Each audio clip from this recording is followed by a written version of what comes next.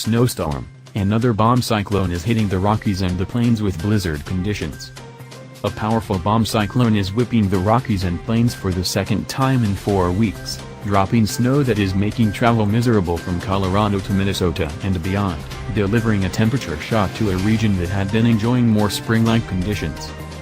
And it wasn't the only major weather threat in Wednesday's forecast, with a risk of wildfires in parts of the southwest, where dry conditions and wind gusts near hurricane strength could push any spark to disaster.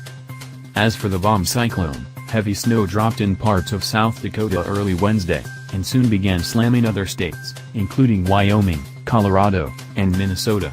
More than 4 million people are under blizzard warnings from Wednesday into Thursday, including parts of Wyoming, Colorado, Kansas, Nebraska, South Dakota, and Minnesota. The Plains could get more than 2 feet of snow by Friday morning, and South Dakota could be the hardest hit, with more than 30 inches possible. High winds are making travel even more treacherous. Travel will be very difficult to impossible Wednesday evening into Friday morning, a National Weather Service office in Nebraska said, using language nearly mirrored by offices throughout the region. In South Dakota, more than 10 inches already was reported in several areas northwest of Pierre by Wednesday morning. In the eastern part of the state, the sheriff's departments of Duell and Hamlin counties asked that people refrain from driving through Thursday. Roads are becoming impassable. Unless you are experiencing an emergency, please stay off the roads, the National Weather Service said in a message it relayed on behalf of the 2 counties. South Dakota Governor Kristi Noem ordered state government offices closed in 52 counties Wednesday, and state transportation officials were urging people to stay off highways. In Denver, several airlines have canceled flights, and passengers are strongly encouraged to check in with airlines to confirm that their flights are still scheduled to fly, the Denver International Airport said in an alert on its website. As the storm moved from west to east, authorities reported hair-raising travel conditions, flight cancellations and traffic pileups. The Minnesota State Patrol responded to 213 crashes by early evening Wednesday. In Colorado, Governor Jared Polis activated the state's National Guard to help stranded motorists, while the blizzard shut down parts of interstates in South Dakota. A bomb cyclone is a rapidly strengthening storm that reaches certain criteria in 24 hours.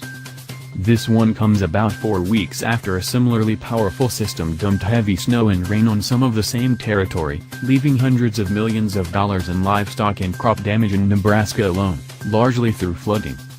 It's rare enough to have one form inland, much less 2 in a month. More typically, bomb cyclones form off the U.S. East Coast in the form of nor'easters. Threats of floods, hail and tornadoes. The weather changed abruptly in Denver, which on Tuesday reached a near-record high, 78 degrees, for that date. By late Wednesday morning, temperatures were in the mid to upper 30s. The Minneapolis, St. Paul area may be spared blizzard conditions but still could see up to 5 inches of snow. April snow isn't unheard of there. Last year, a mid-April snowstorm brought a record 15.8 inches of snow to the Twin Cities. The snowfall could lead to additional flooding in the region. In South Dakota and western Minnesota, rivers will see moderate to major flooding as additional snow will slow the rate at which waters recede. The Red River is experiencing significant flooding because of melting snow, with this new storm likely prolonging the high water. A warmer section of the storm, meanwhile, could bring strong rain and other severe conditions, including damaging winds, large hail and tornadoes, to parts of Nebraska, Kansas and Iowa on Wednesday.